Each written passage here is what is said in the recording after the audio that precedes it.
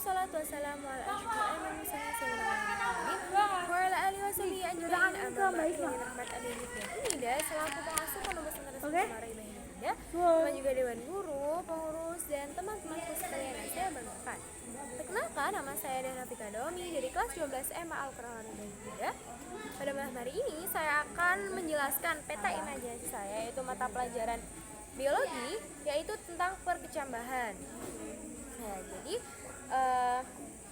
langsung saja, perkecambahan. Apa sih itu perkecambahan? Jadi perkecambahan itu adalah proses pertumbuhan dan juga perkembangan suatu embrio yang masih berada di dalam biji. Jadi perkembangan atau pertumbuhan yang masih berada di dalam biji itu disebut dengan perkecambahan. Nah, perkecambahan sendiri itu dibagi menjadi dua, itu ada hipogel dan juga epigel.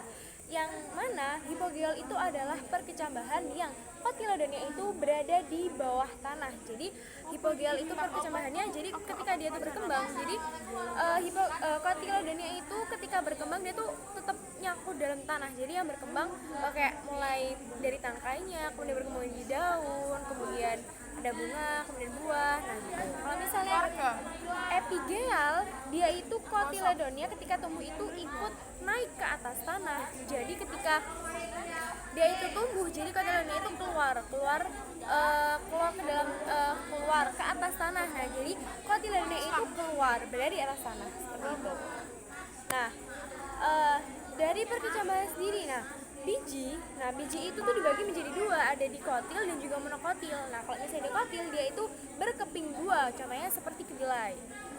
Nah, kalau yang monokotil, dia itu berkeping satu, contohnya seperti jagung. Nah, kemudian di sini itu ada jaringan-jaringan. Jadi jaringan pokok tumbuhan itu dibagi menjadi tiga, ada jaringan apikal, lateral, sama interkalar. Jaringan pertama itu adalah jaringan apikal atau biasa disebut dengan jaringan primer.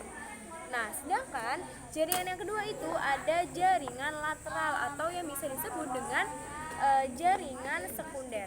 Nah, di jaringan sekunder ini itu contohnya seperti ada kambium, vaskuler, kemudian ada gabus, juga itu termasuk jaringan lateral atau jaringan sekunder.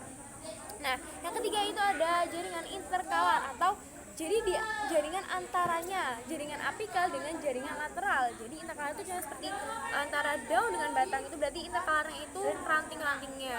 Jadi di antara apikal dan juga lateral.